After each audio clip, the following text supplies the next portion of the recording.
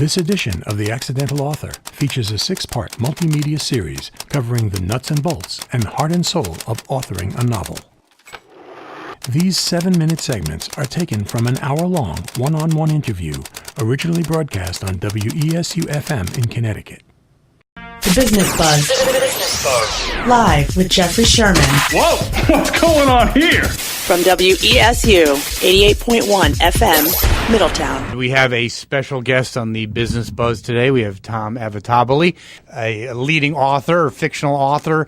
Tom Avitabile, author now of 4 books. We're going to talk about we are going to get into your recent book, but I find the conversation fascinating. Well, we're in a university. It's like I'm a teacher all the time. There you go. You're teaching me, and I'm sure you're teaching a lot of our listeners out there. And if you'd like to join the conversation and talk to Tom about his writing, his books, and his character development, please give us a call. Oh, wait. There's a call online, too. Hold on. Yeah, there you go. Hi. How can I get your books? I'm glad you asked. They're sold out. Yeah, no, they're available at Amazon.com and Barnes & Noble and iBook, which is coming up really strong. Let's talk about that again. Amazon, and it's done very well on Amazon, hasn't it? Oh, yeah. All of them, I was number one bestseller. Number one bestseller, ladies and gentlemen, on Amazon. That's quite an accomplishment. Actually, specifically, it was Barnes & Noble. Barnes & Noble. I'm sorry, Barnes & Noble. And you are on Amazon. You're doing quite well on Amazon as well. Yeah, well enough that I get the checks. Yeah. What's that? Well enough that I get the checks. That sounds good to me. And you're actually treating for dinner tonight, giving that bit of information. There you go. No problem. It's on me. But getting back to the writing element. We talked about, developing a scene. Her hair was blowing in the wind, blah, blah, blah. You felt the tension as she was leaving.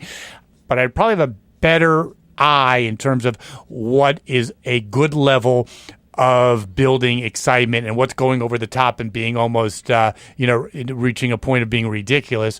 But I would have trouble doing that in writing. In other words, like mixing some kind of a food or mixing a drink. You put a little bit too much in, or you don't put enough in, it's not good enough. Too bitter, you put too much sugar in, it's too sweet. How do you know you got the right level of excitement that's not going to go over the top of the reader's going, come on, just too much, unrealistic, to being a little bit too lean on the excitement? How do you judge that? The easy answer is that's why God invented editors. But there you go. Sounds good to me. But the real answer to your question is, yeah, it's like anything else. What you're really describing is a heavy hand. Okay, if the food comes out of the kitchen into the restaurant and it's very salty, well, you say, well, the chef had a heavy hand. If your cab driver's making 90 miles an hour between the lights, he's got a heavy foot. He's got a lead foot. So it's about delicate touch, as it is in most things in life. And there is a sensuality that comes from literature. There is a tactile sense of whether you're writing with a pen or on a keyboard. You actually do get into a rhythm, and it's kind of like the world disappears. I've written on trains, I've written on beaches, and I've written in city parks, and I've written, just in a restaurant. The world disappears, and the light touch starts to come to you, and you have a little bit of it. Now, I'm not saying it's foolproof, and I'm not saying some editor down the road doesn't say too light, too heavy, but you kind of begin to self-regulate. And part of the way you know that is when you reread it. And you could reread it 10 seconds after you wrote it, or you can reread it after the end of the first draft. And then you're gauging it at that point. When you're in the moment, it's very difficult.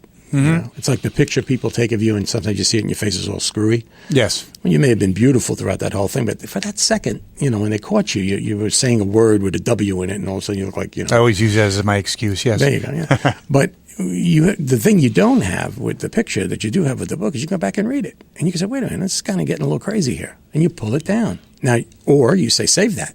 Because that's the other thing. Peaking. When does a scene peak? When is a dramatic epicenter of a scene? When is the dramatic epicenter of a chapter? And then what chapter is the epicenter of the book? And then where are you going? What's the structure? All these things build out. And, for the first time author or the first person sitting down to write, don't even think about that. Really, this is structure stuff. This is like, for people with beards to sit around in future generations and go, oh, you see, he was using a construct of the omnipotent narrative at this point. Forget that. Write your story. Get it out. There are plenty of editors. There are plenty of friends who will read it and give beta reads is the professional term, but friends that read it and say, do you understand anything about this book that I just put out, The Devil's Quota? You sit in the dark. Essentially, the world disappears and you're looking at a screen. Me, I'm a laptop guy, so I write on a laptop. You don't know if anybody's going to understand 2 words. You don't know if anybody's going to get any of the connections. And I have to tell you, my first review on the Devil's Quota, you quoted a little bit of it. The first review that came out was a 5-star review. It blew me away. But what blew me away even more was it was written by a woman. Now, I'm a techno thriller writer, okay? Most people would just lock me right into a guy book, you know? Some of the greatest emails I get, some of the best response I get are from women, okay? Which makes me feel really good because I've achieved a balance, okay? Well, in the Devil's Quota, it's not a techno thriller. It's a small human story at one level. It's about 2 people that really want to be together and 2 people who don't want to be together. And it's all done under the umbrella of human trafficking, which is a major scourge. So the same. So we're going to. We want to get to that. So to your let's say your first book, The Eighth Day, Hammer of God, God's Particle. Those had the same kind of peoples in the characters. Yeah, it was an evolving cast. It was called the Trilogy. Yes, by the way, that's there you go. I love that, the Trilogy. Yes, and it followed the president's science advisor and his entourage and people that he handpicked, his out of box mastermind group, and their job is to kind of think about things that go click in the night technologically that would affect America and go out and take care of it. So it's a very technologically based book, but again, with a lot of human element because otherwise I wouldn't be able to read it. So, while he's fighting all these bad things that are going click in the night, he's also dealing with his wife who's, got issues and his life's got issues and his secretary wants to quit and all this other stuff's going on because that's the way life is.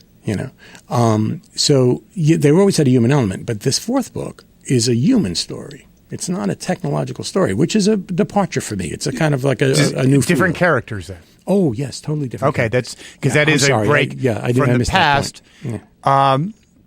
But also, the whole thing of having those characters for the first trilogy. Do you miss them now? Was it hard to let them go? No.